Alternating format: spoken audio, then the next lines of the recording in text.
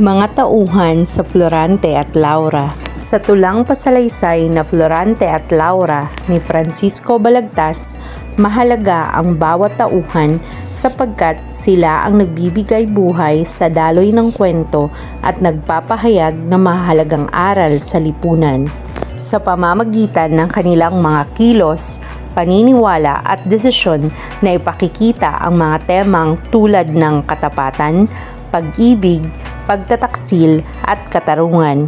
Ang mga tauhan sa awit na ito ay hindi lamang gumaganap sa kwento, kundi nagsisilbing salamin ng tunay na kalagayan ng tao at lipunan. Alam kong nasasabik na kayo na makilala ang mga tauhan sa Florante at Laura, kaya sisimulan ko na ang pagpapakilala sa kanila. Si Florante, makisig na binatang anak ni Duque Briseño at Prinsesa Floresca. Siya ay halal na heneral ng hukbo ng Albania.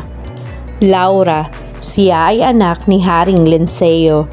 Siya ang sagisag ng dalisay at tapat na pag-ibig. Aladdin, isang gererong Moro at prinsipe ng Persya, naging kaagaw niya ang ama sa kasintahang si Flérida. Flérida, kasintahan ni Aladdin at tinangkang agawin ng amang si Sultan Ali-Adab. Tumakas siya sa gabi ng nakatakdang kasal sa sultan upang hanapin ang kasintahan. Conde Adolfo, anak ng magiting na si Conde Sileno ng Albania, isang taksil at naging mortal na kalaban ni Florante mula nang mahigitan siya nito sa husay at popularidad noong nag-aaral pa sila sa Atenas. Haring Linceo, siya ay ama ni Laura at hari ng Albania. Siya ay mabuti at makatarungang pinuno. Prinsesa Floresca, ang mapagmahal na ina ni Florante, asawa ni Duque Briseño at anak ng hari ng Crotona. Duque Briseño, si Duque Briseño ay ang butihing ama ni Florante. Siya ay kaibigan at tagapayo ni Haring Linceo. Sultan Ali-Adab, siya ang ama ni Aladdin. Si Sultan Ali-Adab ang naging kaagaw ni Aladdin sa kasintahang si Flérida. Antenor, siya ang mabait na guro sa Atenas. Siya ay naging guro ni Adolfo, Florante at Menandro. Si Antenor ay amain ni Menandro.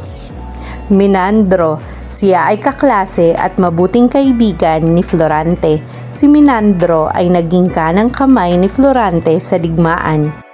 Conde Sileno, siya ang ama ni Adolfo. Naninirahan din siya sa Albania.